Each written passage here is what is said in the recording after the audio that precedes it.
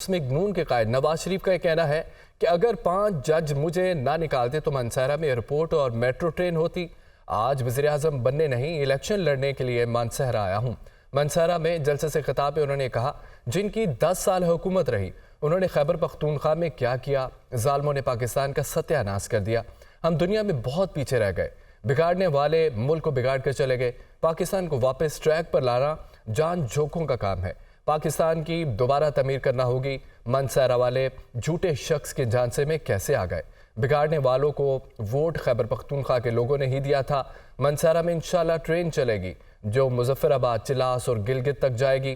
نواز شریف نے مانسہرہ میں airport, medical college اور یونیورسٹی بنانے کا اعلان بھی کیا۔ فی الحال تو میں آج یہاں وزیر اعظم بننے کے لیے نہیں آیا، آج تو میں یہاں الیکشن لڑنے آیا ہوں۔ الیکشن 10 سال جن کی حکومت رہی ہے کے پی کے میں، انہوں نے کے پی کے کا اور مانسہرہ کا کیا کیا؟ کوئی نیا پاکستان بنایا؟ کوئی تبدیلی آئی؟ بلکہ یہاں پر اگر کسی نے کچھ بنایا ہے تو وہ پھر اس موٹر وے پہ جا کے دیکھے کہ نواز شریف نے یہاں پہ کیا بنایا ہے۔ میں نے کراچی تک موٹر وے بنانے کا منصوبہ بنایا ہوا تھا، وہ سکر میں آ کے رک گیا۔ آپ جانتے ہیں کہ پاکستان کے اندر کوئی مہنگائی نہیں تھی، ان ظالموں نے پاکستان کا ستیہ ناش کیا۔ ہم نعرے تو بہت لگاتے ہیں لیکن یہ جان جوکوں کا کام ہوگا اس پاکستان کو دوبارہ پٹری پہ لے کر آنا۔ لیکن خیبر پختونخوا والوں، آپ بھی اس جھوٹے شخص کے جھانسے میں آ گئے۔ اگر مسلم لیگ نون کی گورنمنٹ آتی ہے، ایک خوبصورت ایئرپورٹ بنے گا مانسہرہ میں، مانسہرہ میں ٹرین آئے گی، ریل گاڑی آئے گی، انشاءاللہ کراچی سے چلے گی، مانسہرہ آئے گی اور مانسہرہ سے آگے مظفر آباد جائے گی انشاءاللہ۔ کالج بھی بنے گا، یونیورسٹی بھی بنے گی انشاءاللہ اور میڈیکل کالج بھی بنے گا انشاءاللہ یہاں پہ۔ 4 بار نہیں 1 بار موقع دیں، بے نظیر بھٹو کا نامکمل مشن پورا کروں گا۔ چیئرمین پیپلز پارٹی بلال بھٹو کا ساہیوال میں جلسے سے خطاب، کہا پاکستان مشکل وقت سے گزر رہا ہے۔ پیپلز پارٹی واحد جماعت ہے جو تمام مسائل کا مقابلہ کر سکتی ہے۔ باقی سیاسی جماعتیں نفرت اور تقسیم کی سیاست کر رہی ہیں۔ نفرت اور تقسیم کی سیاست کو دفن کرنے کے لیے الیکشن لڑ رہا ہوں۔ ہم آپس میں لڑتے رہیں گے تو ملک مخالف اس کا فائدہ اٹھائیں گے۔ بلاول بھٹو نے ہر ڈسٹرکٹ میں غریبوں کے لیے مفت علاج کا اسپتال بنانے کا اعلان بھی کیا۔ کہتے ہیں عوام کا مفت علاج ہونا چاہیے۔ سالانہ 1500 ارب روپے اشرافیہ کو سبسڈی دی جاتی ہے۔ پاکستان مشکل وقت سے گزر رہا ہے۔ پاکستان پیپلز پارٹی وہ واحد جماعت ہے جو ان تمام مسائل کا مقابلہ کر سکتی ہے۔ باقی جو سیاستدان، سیاسی جماعتیں اس الیکشن میں حصہ لے رہے ہیں وہ وہی پرانی سیاست کر رہے ہیں، وہ نفرت اور تقسیم کے سیاست میں لگے ہوئے ہیں۔ ہم اگر آپس میں اتنے تقسیم رہیں گے، اگر ہم آپس میں اس طریقے سے لڑتے رہیں گے تو اس ملک کے جو مخالف ہیں، جو اس ملک کے خلاف ہیں، وہ پھر اس کا اپنا فائدہ میں استعمال کریں گے۔ تو یہی وجہ ہے کہ میں یہ الیکشن نفرت اور تقسیم کی سیاست کو دفن کرنے کے لیے لڑ رہا ہوں۔ یہ میرے اس ملک کے کسانوں سے وعدہ ہے، کسان کارڈ کے تھرو خود وہ کھاد دلواؤں گا، خود وہ ٹی اے پی دلواؤں گا، خود وہ جو بھی ہم نے سپورٹ دینا ہے، چاہے وہ بیج کی صورت میں، چاہے وہ کھاد کی صورت میں، وہ انشاءاللہ تعالی بے نظیر کسان کارڈ کے تھرو ہم کر کے دکھائیں گے۔ کوئی بزرگ کا یا اپنا علاج کروانا ہے، اگر انہوں نے اپنے بچوں کو تعلیم دلوانا ہے، ان کا اگر پینشن کی بات ہو تو ہم ان کو بے نظیر مزدور کارڈ کے تھرو یہ تمام سہولت انشاءاللہ تعالی پہنچائیں گے۔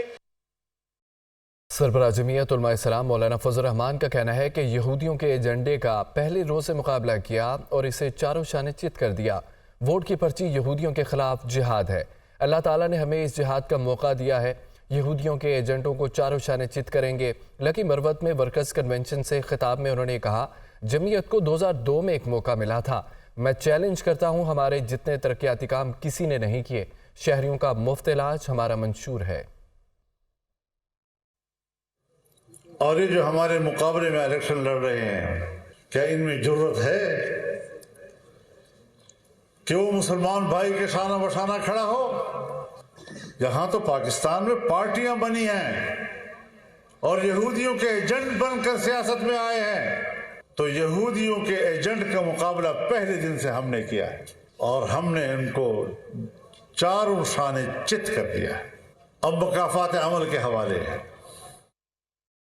امیر جماعت اسلامی کراچی حافظ نعیم الرحمان نے خواتین کنونشن سے خطاب کیا۔ ان کا کہنا تھا کہ کراچی سے انتخابات لڑنے کے لیے کوئی تیار نہیں۔ شہباز شریف نے کراچی سے کاغذات نامزدگی جمع کروائے لیکن واپس لے لیے۔ بلاول بھٹو بھی کراچی والوں کا سامنا کرنے کو تیار نہیں۔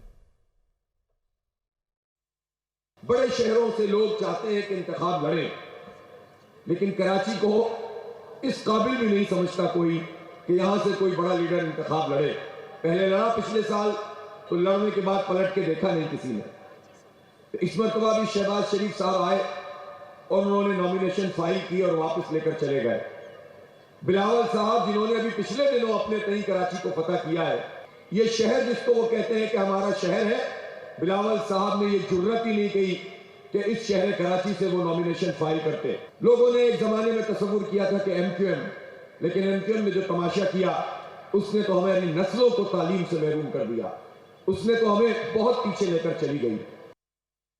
آفیشل سیکریٹ ایکٹ عدالت نے بانی پی ٹی آئی اور شاہ محمود قریشی کے خلاف سائفر کیس میں سابق سیکرٹری خارجہ سہیل محمود سمیت مزید 4 گواہان کے بیانات قلم بند کر لیے۔ سماعت آج بھی جاری رہے گی۔ بانی پی ٹی آئی اور شاہ محمود قریشی کے خلاف سائفر کیس، 4 گواہوں کے بیان ریکارڈ۔ ستمبر 2022 میں ریٹائرڈ ہوا، اس وقت تک سائفر موصول نہیں ہوا۔ سابق سیکرٹری خارجہ پٹیالہ جیل میں خصوصی عدالت کے جج ابو الحسنات ذوالقرنین کے سامنے سابق سیکرٹری خارجہ سہیل محمود، سابق سیکرٹری داخلہ یوسف نسیم، اسسٹنٹ کمشنر اوید سمیت 4 گواہان نے بیان ریکارڈ کرایا۔ سابق سیکرٹری خارجہ سہیل محمود نے کہا کہ ستمبر 2022 میں ریٹائرمنٹ تک سائفر موصول نہیں ہوا۔ بار بار مداخلت پر عدالت نے پروسیکیوٹر رضوان عباسی کو روک دیا۔ سوشل میڈیا پر عدلیہ مخالف مہم کی تحقیقات کے سلسلے میں اہم پیش رفت ہوئی ہے۔ جی آئی ٹی میں نادرا کا ایک آفیسر بھی شامل کر لیا گیا۔ نگران وزیر اطلاعات مرتضی سولنگی کا کہنا ہے ریاستی اداروں کے خلاف مہم چلانے والوں کے خلاف سخت قانونی کارروائی عمل میں لائی جائے گی۔ رپورٹ دیکھیے۔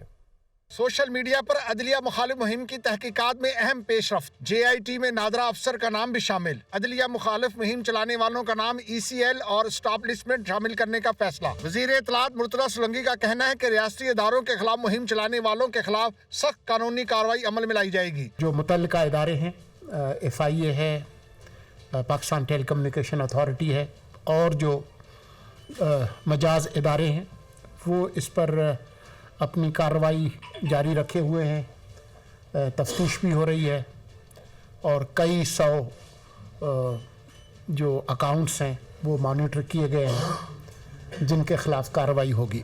حساس اداروں نے مہم میں شامل سینکڑوں سوشل میڈیا اکاؤنٹس کی شناخت کر لی ہے۔ شناخت ہو جانے والے اکاؤنٹس پی ٹی اے کے ذریعے بلاک کیے جائیں گے۔ وزیر اعظم کی قائم کردہ کمیٹی کے کنوینر نگران وفاقی وزیر برائے مواصلات اشرف تارڑ نے چیف الیکشن کمشنر سکندر سلطان راجہ سے ملاقات کی اور عام انتخابات کے انتظامات کے حوالے سے تبادلہ خیال کیا۔ عام انتخابات حکومتی کمیٹی کے کنوینر کی چیف الیکشن کمشنر سے ملاقات، سیکیورٹی اور دیگر انتظامات پر غور، تیاریوں کا جائزہ لینے اسی ہفتے چاروں صوبوں کا دورہ کریں۔ سکندر سلطان راجہ کی اشرف تارڑ کو تجویز۔ الیکشن کمیشن سیکریٹریٹ میں ہونے والی ملاقات میں نگران وزیر نے بتایا کہ وزیر اعظم کی قائم کردہ اس کمیٹی کا بنیادی مقصد عام انتخابات کی سیکیورٹی کی نگرانی اور انتخابات کے پرامن انعقاد میں حائل دشواریوں کو دور کرنے میں تعاون اور الیکشن کمیشن کی ہدایات پر عمل درآمد کرانا ہے۔ چیف الیکشن کمشنر نے الیکشن کی تیاریوں کے حوالے سے وفاقی اور صوبائی حکومتوں کو سراہا اور مشورہ دیا کہ وہ نگران صوبائی حکومتوں، چیف سیکرٹری صاحبان اور آئی جی صاحبان سے ملاقات کر کے انتخابات کی تیاریوں کا تفصیلی جائزہ لیں اور کمی یا کوتاہی کا فوری طور پر ازالہ کر کے تفصیلات سے کمیشن کو بھی آگاہ کریں۔ الیکشن کمیشن نے این اے 83 اور این اے 85 میں انتخابات ملتوی کرنے کے ریٹرننگ افسران کے نوٹیفیکیشن منسوخ کر دیے۔ الیکشن کمیشن نے دونوں حلقوں میں انتخابات کے احکامات جاری کر دیے۔ چیف الیکشن کمیشنر نے دونوں حلقوں میں انتخابی عمل جاری رکھنے کی ہدایت کی۔ اسلام آباد سے رپورٹ دیکھیے۔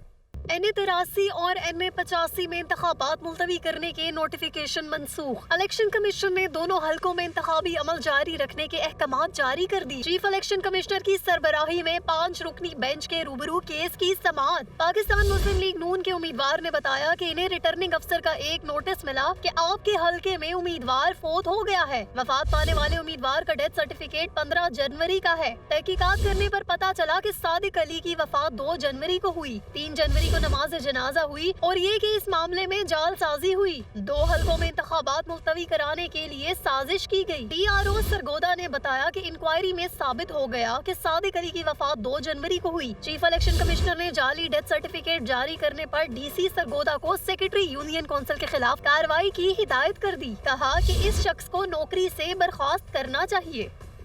सिक्योरिटी फोर्सेस के पाक अफगान सरहद के करीब बलोचिस्तान के ज़िला योब के इलाके संबाजा में इंटेलिजेंस बेस ऑपरेशन किया गया। दौरान ऑपरेशन सिक्योरिटी फोर्सेस और दहशतगर्दों के दरमियान फायरिंग का तबादला हुआ, जिसमें 7 दहशतगर्द मारे गए। हलाक दहशतगर्दों से असलाह, गोला बारूद और धमाका खेज मवाद भी बरामद किया गया। सिक्योरिटी फोर्सेस का बलूचिस्तान जिला जोब के इलाके संबाजा में intelligence based operation, security forces और दहशतगर्दों के दरमियान शदीद फायरिंग का तबादला, 7 दहशतगर्द हलाक। ISPR का बताना है कि हलाक दहशतगर्द सिक्योरिटी फोर्सेस पर हमलों और मासूम शहरियों के कत्ल में मुलव्विस थे। उनके कब्जे से असलहा और धमाका खेज मवाद भी बरामद किया गया, जबकि इलाके में पाए जाने वाले दीगर दहशतगर्दों के लिए क्लियरेंस ऑपरेशन जारी है। ISPR का कहना है कि सिक्योरिटी फोर्सेस पाकिस्तान से दहशतगर्दी के खात्मे के लिए पुरअज़्म हैं।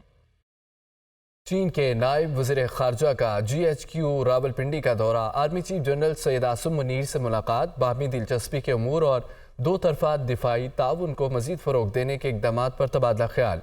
CPEC मनसूबों के लिए सिक्योरिटी इंतज़ामात पर चीन के इत्मीनान से भी आगाह किया गया।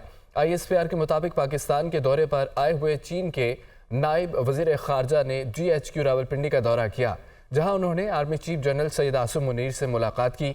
बाहमी दिलचस्पी के उमूर और 2 तरफ़ा दिफाई ताउन को मज़ीद फ़रोग़ देने के इक़दामात पर तबादला ख्याल किया गया। चीन नायब वज़ीर ख़ारजा ने कहा, पाकिस्तान और चीन हर मौसम के स्ट्रेटेजिक शराकतदार है। उन्होंने इलाकाई अमन व इस्तेहकाम के लिए पाकिस्तान की कोशिशों का एतराफ़ किया और CPEC मनसूबों के लिए सिक्योरिटी इंतज़ामात पर चीन के इत्मीनान से भी आगाह किया। Army chief general Syed Asim Munir ने चीनी नायब वज़ीर ख़ारजा के जज्बात का शुक्रिया अदा करते हुए कहा, पाकिस्तान और चीन के बाहमी ताल्लुकात दोनों ममालिक के अवाम के लिए इलाकाई अमन, इस्तेहकाम और खुशहाली के लिए खुसूसी अहमियत रखते हैं। चीनी नायब वज़ीर ख़ारजा की joint chief of staff headquarter आमद। चीनी नायब वज़ीर ख़ारजा ने chairman joint chief of staff committee general Shahid Shamshad से मुलाकात की। 2 तरफ़ा ताउन और इलाकाई बैनुल-अक़वामी सिक्योरिटी अमूर पर गौर किया गया। चीनी नायब वज़ीर ख़ारजा की joint chief of staff headquarter आमद। चीनी नायब वज़ीर ख़ारजा ने chairman joint chief of staff committee general Shahid Shamshad से मुलाकात की। 2 तरफ़ा ताउन और इलाकाई बैनुल-अक़वामी सिक्योरिटी अमूर पर गौर किया गया। खबर यह है कि कारोबारी हफ्ते के पहले रोज स्टॉक मार्केट में तेजी का रुझान रहा। फॉरेक्स मार्केट में डॉलर की कदर में मामूली कमी हुई।